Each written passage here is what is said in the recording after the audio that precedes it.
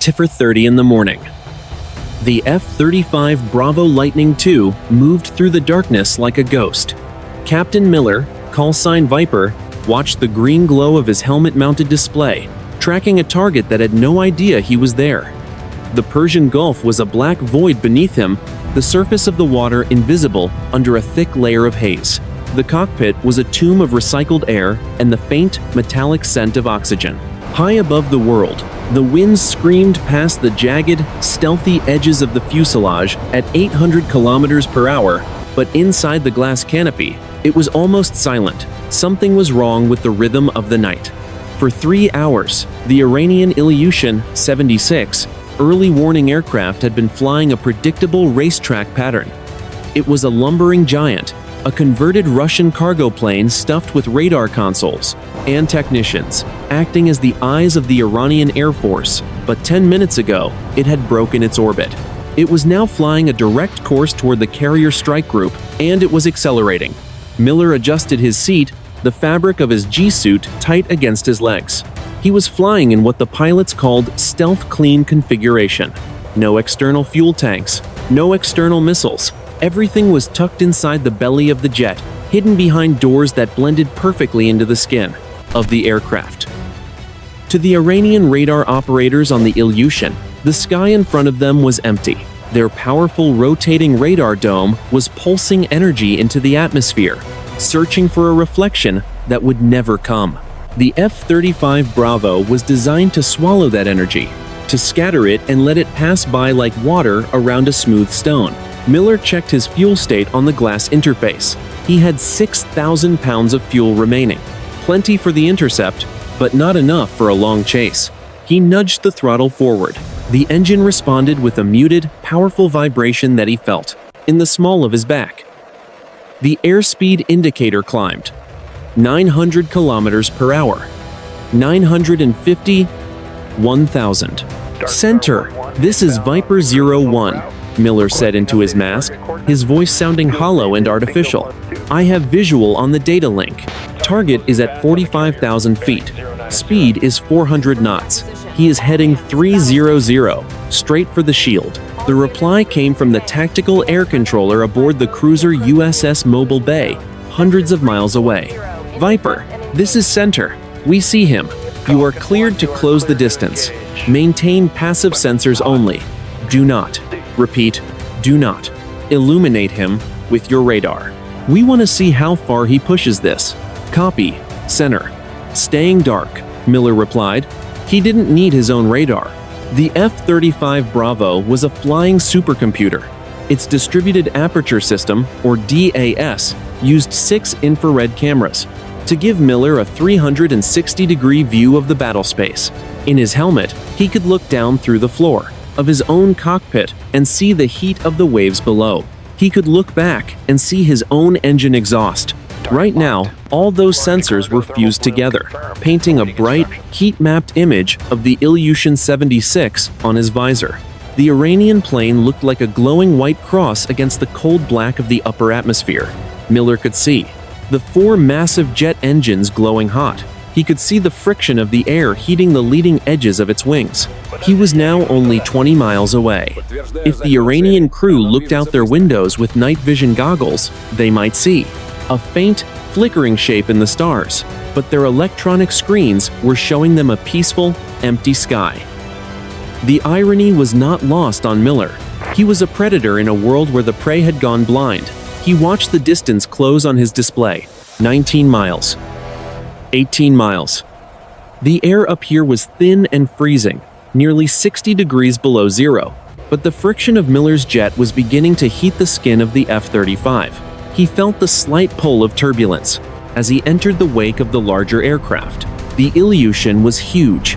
It was a flying laboratory of electronic warfare designed to detect incoming strikes and coordinate dozens of fighter jets. By taking it out, Miller wouldn't just be killing a plane. He would be blinding the entire regional command. Center, Viper, Miller whispered, his thumb resting on the weapon release button. Target is crossing the 12-mile limit. He is inside the exclusion zone. I am moving into the 6 o'clock position.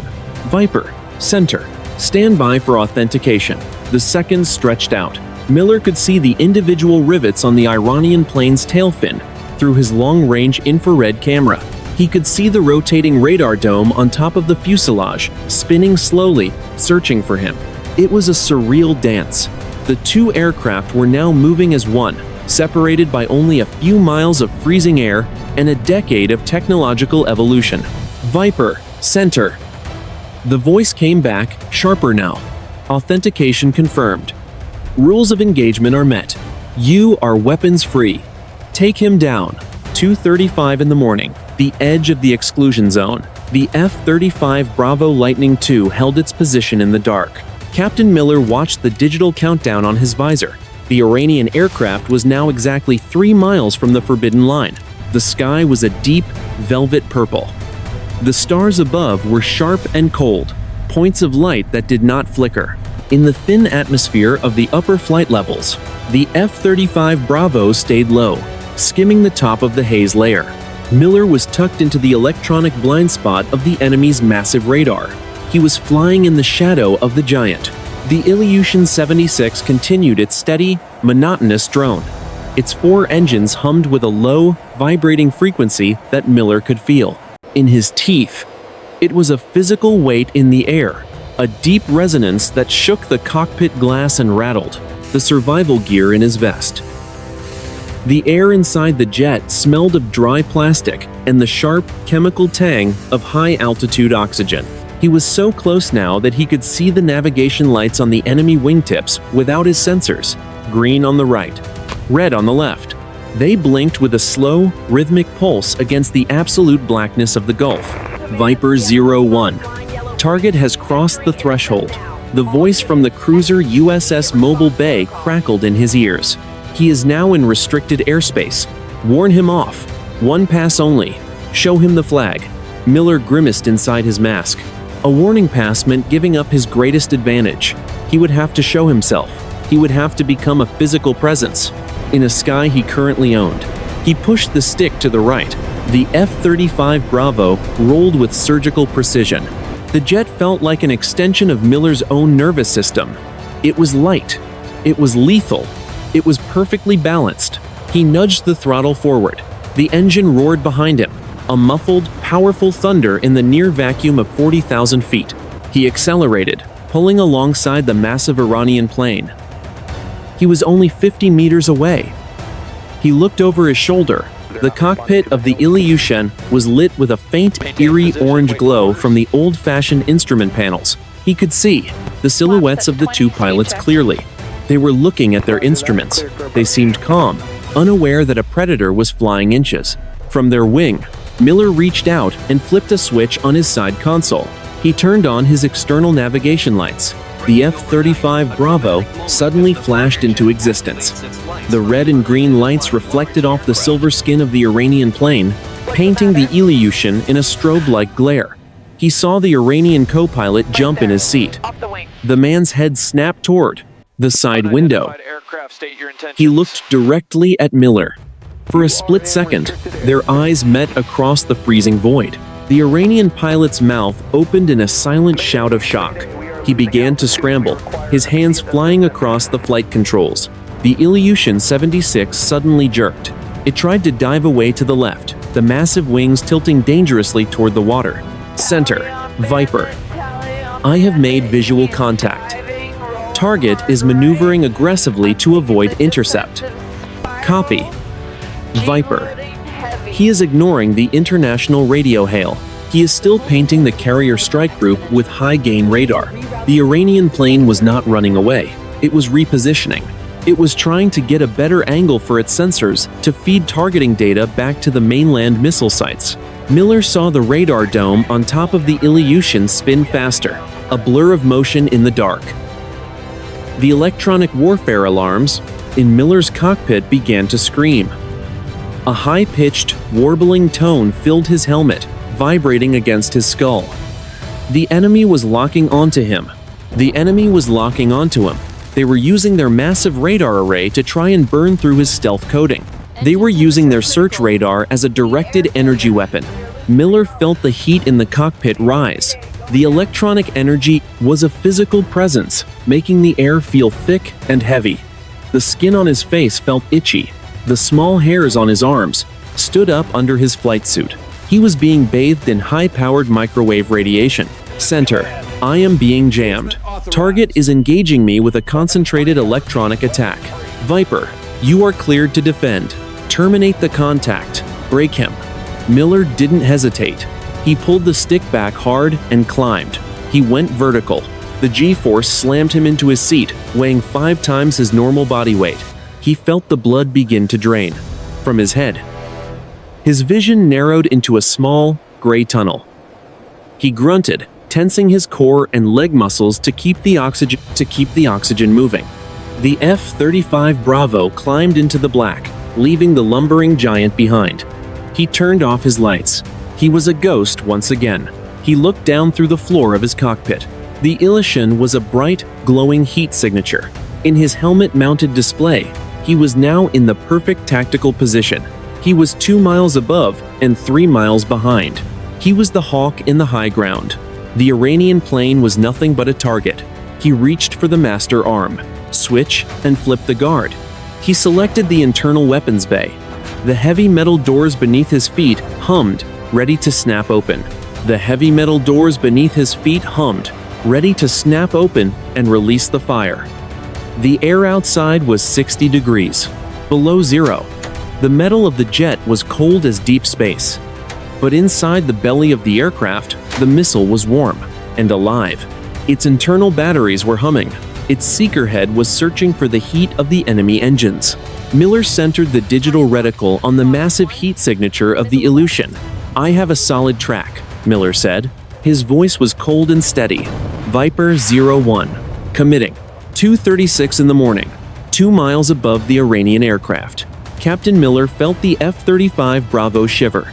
As he reached the apex of his climb, the jet was hanging in the thin air, momentarily weightless, before gravity grabbed the nose and pulled it back toward the earth. He was now looking straight down through the glass of his canopy. The Iranian Ilyushin 76 was a dark shape silhouetted against the pale, shimmering reflection of the moon on the water below.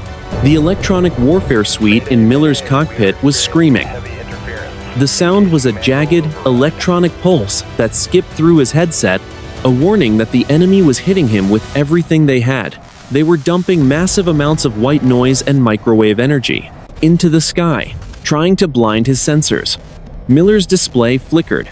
The clean, digital lines of the target track blurred for a second, then snapped back into focus as the onboard computer outpaced the enemy's jamming.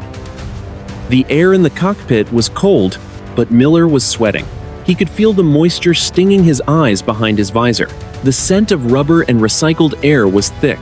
He gripped the control stick with a gloved hand, feeling the subtle vibrations of the flight computers fighting the turbulence of the high-altitude winds. Viper 01. You are getting boxed in. The controller on the cruiser warned. Iranian shore batteries at Bandar Abbas are active. They are searching for you. You have 90 seconds before they start lobbing long-range surface-to-air missiles into your sector. Understood, Center, Miller grunted. Opening the doors now. He reached for the weapons release. The F-35 Bravo was built for silence, but when it prepared to kill, it became a mechanical beast.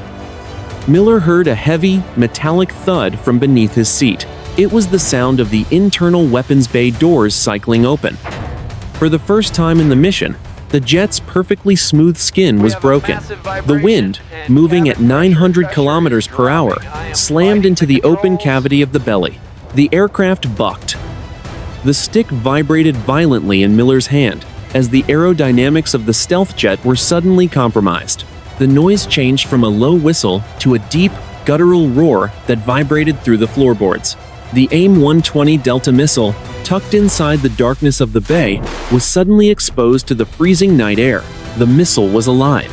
Miller could see its status on his helmet display. The seeker head was spinning, its own internal radar searching for the massive heat and electronic signature of the Ilyushin. A small, green circle appeared on Miller's visor, dancing around the target. It grew smaller and smaller until it locked onto the center of the enemy fuselage. The Iranian pilots knew. They had to know. Their own warning systems would be lighting up like a Christmas tree. The giant cargo plane began to pump out flares. Dozens of white-hot magnesium balls ejected from the sides of the Ilyushin, falling toward the sea in a long, burning arc. They lit up the sky with a blinding, flickering light that turned the dark clouds into jagged mountain peaks of orange and gold. The Ilyushin began a desperate banking turn.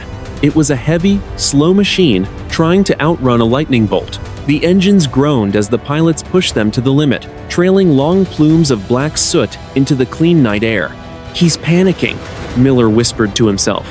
The heat from the enemy flares washed over Miller's infrared sensors, but the AIM-120 Delta was too smart to be fooled. It ignored the magnesium decoys. Its electronic brain was locked onto the specific radar frequency of the Ilyushin's early warning dome. There was no escape. Miller's thumb moved to the red button on the side of the stick. He felt his heart hammering against his ribs, a fast, rhythmic drumbeat. This was the moment where the training ended. And the metal began to fly. The air was thick with the smell of ozone and the heavy weight of the coming explosion. "Fox 3, Miller said. He squeezed the trigger. 2:37 in the morning, 10 miles above the black surface of the Persian Gulf. The trigger was squeezed. The internal weapons bay of the F-35 Bravo became a chamber of fire and pressure. The AIM-120 Delta missile dropped 2 meters into the open air before its rocket motor ignited with a deafening, metallic crack that resonated through Miller's entire body. A white column of fire punched backward, a searing chemical light that bleached the darkness out of the cockpit for a fraction of a second. The smell of burning solid propellant, sharp, acrid, and sulfurous, filtered through the jet's air intake for one brief moment before the aircraft accelerated away from its own exhaust. The missile shrieked off the rail, leaving a jagged, corkscrewing trail of white smoke that hung in the freezing air like a frozen scar. It accelerated instantly to 3 times the speed of sound, its nose cone glowing red with the friction of the thinning air. Miller watched. The digital diamond on his visor raced toward the glowing heat signature of the Iranian Ilyushin 76. The Iranian crew saw the launch. The massive early warning plane broke hard to the right, its 4 engines screaming as the pilots pushed the throttles into the emergency overspeed gate. Great plumes of black smoke trailed from the engines as they fought for altitude they didn't have. More flares erupted from the tail, a cascading waterfall of magnesium fire that lit the underside of the Ilyushin in a demonic red glow. The air around the Iranian aircraft was thick with the smell of unburned jet fuel and the heat of desperate defense. The missile did not care. It ignored the burning flares. Its internal radar locked onto the massive spinning dome on the Ilyushin's back. It adjusted its flight path with tiny millisecond bursts from its control fins, weaving through the air with a predatory grace that no human pilot could match. The distance closed in heartbeats. 3 miles, 2 miles, 1 mile. The warhead punched straight through the upper fuselage of the Ilyushin, entering just behind the cockpit and detonating inside the electronic warfare deck. The explosion was not a single sound, but a series of catastrophic ruptures. 22 kilograms of high explosive fragmentation shredded the interior of the plane, turning the radar consoles and the men sitting at them into a cloud of molten copper and jagged steel. The turret-like radar dome on top of the aircraft was blasted off its mountings, rising 6 meters into the air before the slipstream caught it and sent it tumbling backward like a giant broken coin. The main fuselage split along its weld seams. A fireball the color of a dying star erupted from the center of the plane, fed by the thousands of gallons of fuel stored in the wing tanks. The sky was suddenly as bright as noon, the white flash reflecting off Miller's visor and the cockpit glass. The Iranian aircraft came apart in the air. The wings snapped off at the roots, spinning away into the darkness while the main body of the jet turned into a tumbling, burning wreckage. Debris, jagged pieces of aluminum, burning insulation, and broken electronics scattered across 5 miles of sky. "Splash one," Miller said, his voice flat and robotic. He felt the shock wave of the explosion hit his aircraft, A series of sharp, rhythmic jolts that rattled his teeth made the flight controls kick in his hand. The black smoke from the wreckage rose in a thick, oily column, illuminated from below by the burning pieces falling toward the sea. For exactly 3 seconds, the radio channels of the Iranian shore batteries went into a dead silence. Then, they erupted. A dozen voices, high-pitched and overlapping in Farsi, filled the emergency frequencies. The calm of the night was gone. The sea below was no longer a black void. It was a graveyard of burning metal and hissing steam as the largest pieces of the Ilyushin struck the water. Miller banked the F-35 Bravo hard to the left, pulling 6 Gs as he turned his nose toward the carrier strike group. He was no longer a ghost. He was the center of a storm. 2:38 in the morning. The sky over the Strait of Hormuz. The F-35 Bravo was no longer hiding. Captain Miller looked in his rearview mirror and saw the orange glow of the dying Ilyushin 76 reflecting off his tail fins. The wreckage was still falling, a cascading rain of burning titanium and magnesium that lit the surface of the Gulf for miles. But the victory was short-lived.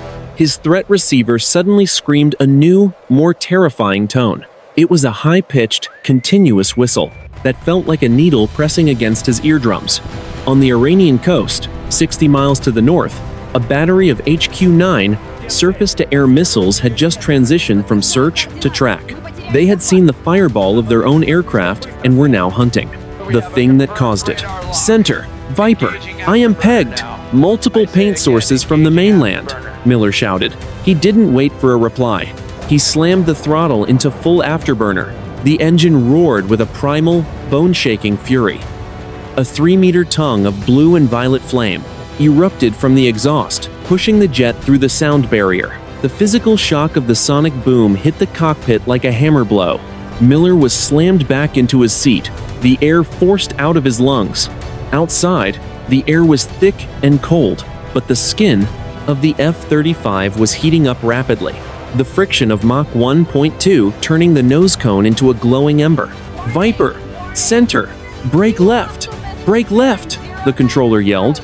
We have 2 launches from the coast. Missile inbound. Time to impact, 20 seconds. Miller didn't think, he reacted. He wrenched the stick to the left and kicked the rudder. The F-35 Bravo rolled 90 degrees, its wings vertical to the horizon. He pulled back hard, the jet screaming as it carved a massive arc through the night sky. The G-meter on his display jumped to 7, then 8, then 9. The pressure was immense. It felt as if a 1,000-pound weight had been placed on his chest. His skin sagged toward his ears. His eyes felt like they were being pushed into the back of his skull. Under the intense heat of the cockpit and the crushing weight of the turn, the smell of sweat and hot electronics became overwhelming. 2 streaks of white light appeared on the horizon. The HQ-9 missiles were closing at 4,000 kilometers per hour. They looked like 2 angry, glowing eyes chasing him through the dark. Deploying decoys, Miller grunted through clenched teeth. He punched the flare and chaff release. A cloud of aluminum strips and burning magnesium pucks erupted from the rear of the Liminit F-35. They created a false sun behind him, a chaotic mess of heat and radar reflections designed to confuse the incoming missiles. The first missile bit on the chaff. It exploded 300 meters behind Miller's tail. The shockwave hit the jet like a physical wall, throwing the nose upward and nearly knocking Miller unconscious. The sound was a deafening, metallic crump that seemed to shake the very atoms of the aircraft. The second missile was smarter. It ignored the decoys. It was tracking the heat of Miller's engine, which was glowing like a beacon in the cold night. "Come on, you bastard," Miller hissed. He waited until the last possible second, his heart thundering at 160 beats per minute. The missile was now only 500 meters away, reaching out for him. Miller suddenly cut the throttle to idle and slammed the stick forward, putting the jet into a violent, -G dive. The missile, unable to compensate for the sudden loss of heat and the radical change in direction, overshot. It roared past Miller's canopy so close he could see the individual rivets on its casing and the blur of its guidance fins. 3 seconds later, it hit the water and detonated, sending a column of white foam and steam 200 meters into the air. Miller leveled the plane at 5,000 feet. He was drenched in sweat, his breathing heavy and ragged. The silence in the cockpit was absolute, broken only by the hum of the electronics and the faint, distant roar of the wind. Center, Viper. Missiles. Defeated. Miller panted. I am bingo fuel. Heading for the boat. Copy, Viper. We have your back. Strike group is moving to intercept any further launches. Come on home. Miller looked back one last time. The fires on the water were fading, leaving only the black, indifferent sea. The mission was done, but the war felt like it was just beginning. 2:39 in the morning, 10,000 feet above the dark expanse of the Persian Gulf. The adrenaline that had sustained Captain Miller during the engagement was beginning to ebb, replaced by a cold, heavy exhaustion that settled into his joints. The F-35 Bravo was running quiet again. Its engine pulled back to a fuel-efficient cruise, but the cockpit was still a place of intense pressure. The scent of ozone and the metallic tang of the oxygen system felt sharper now. Every light on the instrument panel seemed brighter, every hum of the electronics more pronounced. Center. Viper 01. Level at 10,000. Fuel state is 2,400 pounds, Miller reported. His voice was thick with fatigue. I am clean and reset, but my RWR is still chirping. They are still looking for me. Copy, Viper. We have you on secondary radar. You are 40 miles from the carrier, the controller replied. Be advised, we are tracking 2 fast-moving contacts departing Bandar Abbas, designating them as Bogey 1 and Bogey 2. They are in a hard intercept profile. Speed is Mach 1.4. Miller checked his tactical display. 2 red triangles had appeared on the edge of the screen, rising from the Iranian coastline. Based on the speed and altitude, they were likely 4 Phantoms or Su-24 strike jets. They were blind, but they were angry, rushing toward the last known position of the American stealth fighter. The F-35 Bravo was a master of the shadows, but it was not invisible if the enemy knew exactly where to point their sensors. Miller was low on fuel. He couldn't afford a high-speed dogfight. If he stayed in afterburner to outrun them, he would run out of fuel before his wheels touched the deck of the USS Tripoli. Center, I cannot engage, Miller said, his thumb hovering over the fuel management screen. I need a clear path to the boat. What is the status of the cap? Viper. We have 2 FA-18 Golf Growlers from the Ford moving into your sector now. They are going to kick up some dust. Stand by for electronic support.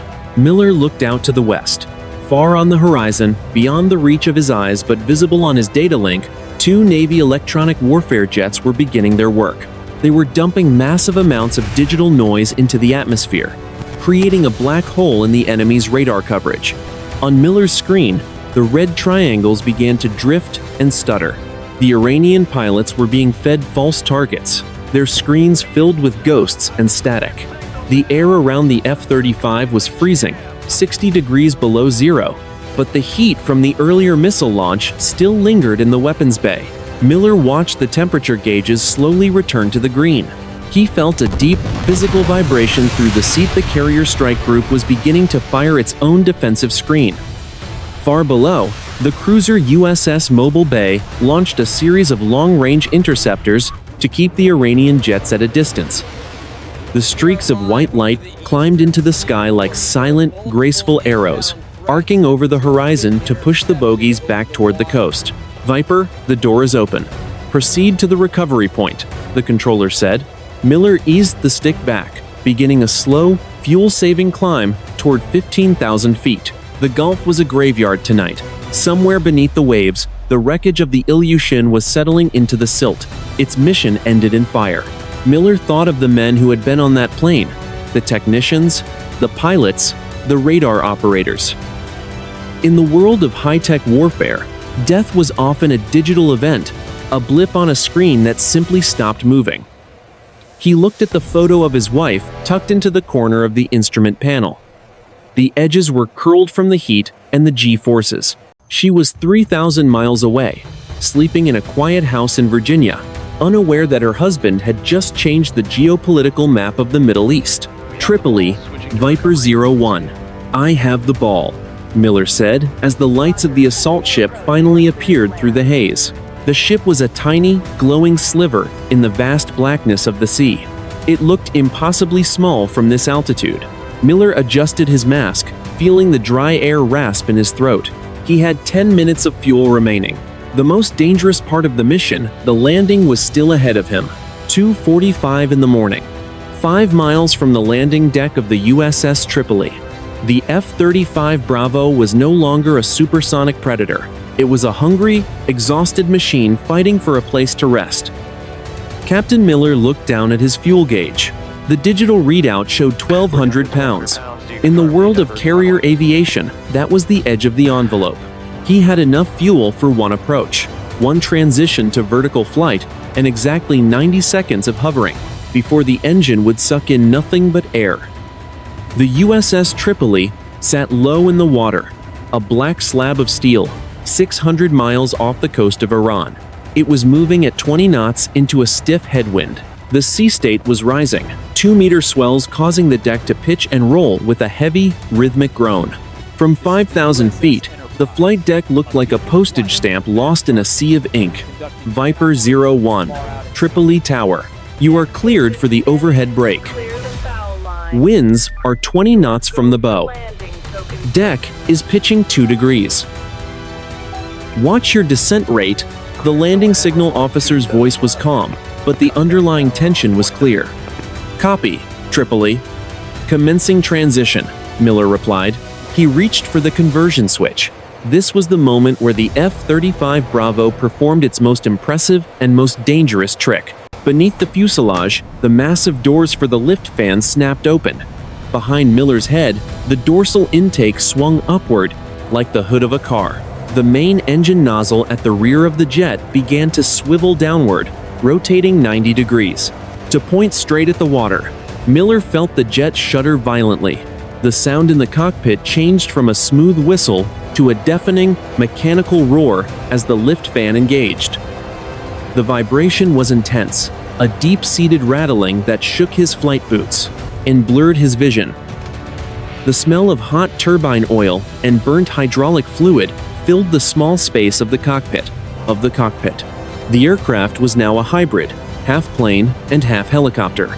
As the airspeed dropped below 150 kilometers per hour, the wings lost their lift.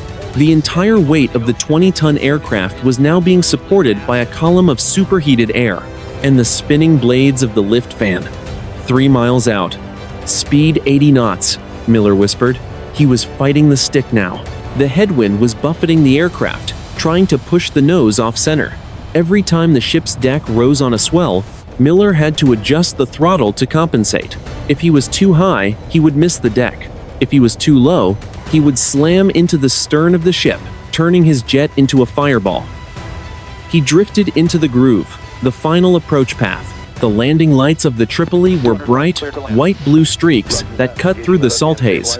Miller could see the deck crew in their colored jerseys, purple for fuel, red for ordnance, yellow for directors, standing like tiny statues against the darkness. Easy, easy, Miller told himself. His left hand was dancing on the throttle, making tiny, millisecond adjustments. The heat coming off, the deck was visible now, a shimmering distortion in his night vision display. He moved the jet over the flight deck, the aircraft, hovering 60 feet above the non-skid surface. The downwash from the engine was screaming against the steel deck, sending clouds of salt spray and steam flying in every direction. Power, power, steady, the landing signal officer's voice chanted.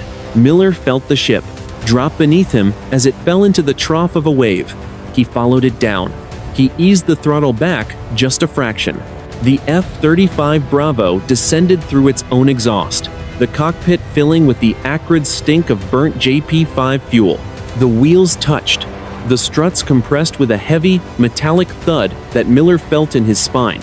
He slammed the throttle to idle. and shut down the lift fan. The sudden silence was staggering. The roar of the engine died away, replaced by the sound of the wind whistling through the deck edge and the distant, muffled shouting of the crew. Miller sat in the dark cockpit for a long moment, his hands still gripped tight on the controls. He was shaking. The adrenaline was gone, leaving him hollow and cold. He popped the canopy. The cool, salt-thick air of the Gulf rushed in, smelling of the sea and the heavy, industrial weight of the carrier. A yellow-shirt director signaled him to taxi toward the parking line. Miller looked out at the deck. His jet was scorched, the stealth coating on the underside blackened by the heat of the missiles and the vertical landing. He had gone out a ghost, but he had come back a warrior. 2:50 in the morning. The deep interior of the USS Tripoli. The transition from the screaming cockpit to the sterile, fluorescent silence of the intelligence center was jarring.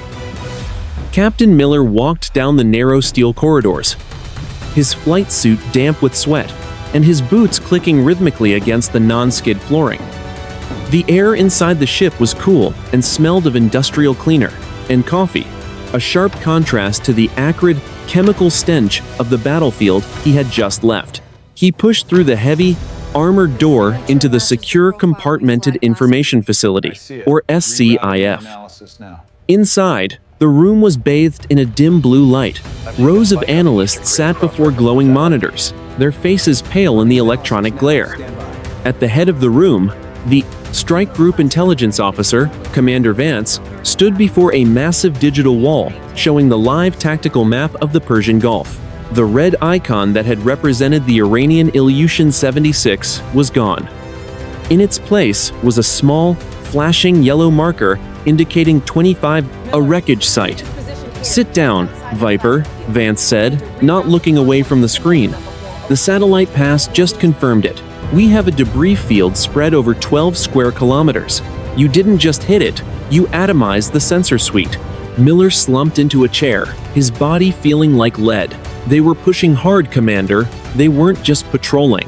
They were feeding targeting data to the shore batteries.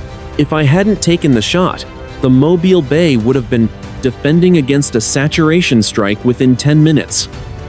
"We know," Vance replied, finally turning around. He tapped a tablet, and a series of intercepted radio transcripts appeared on the wall. The Iranian Revolutionary Guard Corps is in a state of total panic. They lost their primary eye in the sky. Their air defense network for the entire southern sector is currently blind. They're lashing out. The map updated in real time. Dozens of new red icons began to swarm near the Iranian coast. Fast attack boats were surging out of Bandar Abbas. Surface-to-air missile sites were radiating in high-frequency search modes. The loss of a single early warning aircraft had triggered a massive, uncoordinated defensive reflex. The tactical chaos Miller had initiated was now a strategic wildfire. "The fallout is going to be significant," Vance continued, his voice dropping to a low, serious tone. "Tehran is already claiming that a technical malfunction caused the crash, but they've scrambled 2 squadrons of 4 Phantoms to the search area. They're looking for a culprit. They know something invisible was in their house." Miller rubbed his eyes. The weight of what he had done began to settle in. In the vacuum of the cockpit, it was about switches, G-forces, and reticles. Here, in the quiet of the ship, it was about international borders and the potential for a full-scale regional war. He had fired a single missile, but the shockwaves were moving faster than Mach 3. "What's our status?" Miller asked. "The Admiral has moved the strike group 10 miles further out to sea. We're at modified general quarters," Vance said. "You did your job, Miller. You held the line. But don't expect a medal parade. As far as the world is concerned, that Ilyushin fell out of the sky on its own. We're staying in the shadows for now." Miller nodded slowly. That was the reality of the F-35 program. You were the ghost in the machine, the silent hand that tipped the scales. If you did your job perfectly, no one would ever know you were there. "Get some rack time, Captain," Vance said, turning back to his monitors. "The sun comes up in 3 hours. If the Iranians decide to escalate, we're going to need you back in the air." Miller stood up, his joints popping. He walked out of the SCIF and toward the pilot's berthing area. The ship hummed beneath his feet, a massive, vibrating city of steel and purpose. He had survived the night, but as he looked at the red battle lamps glowing in the companionway, he knew the silence wouldn't last. 5:30 in the morning. The Persian Gulf. The first hint of dawn appeared as a thin, bruised line of violet and pale orange on the eastern horizon. The humidity of the Gulf was thick, a heavy mist that clung to the steel hull of the USS Tripoli and turned the flight deck into a slick, shimmering surface. The air smelled of salt, wet, non-skid, and the lingering, metallic ghost of jet exhaust. Captain Miller stood on the Vulture's row, the narrow observation gallery high up on the ship's island. He held a heavy ceramic mug of black coffee, the steam rising to meet the damp morning air. He was no longer in his flight suit. He wore his standard working uniform, but his eyes were bloodshot, and his hands still felt the phantom vibration of the F-35's control stick. Below him, the flight deck, was a hive of quiet, professional activity. The deck crews were already preparing for the first launch of the day. The aircraft Miller had flown hours ago was tucked into a parking spot near the elevator, its canopy covered and its intake plugs in place. In the gray light of morning, it looked like a sleeping predator, cold, jagged, and indifferent. Across the water, 60 miles to the north, the Iranian coastline was a dark, jagged silhouette against the rising sun. The emergency radio frequencies had finally quieted down, but the tension was still a physical weight in the air.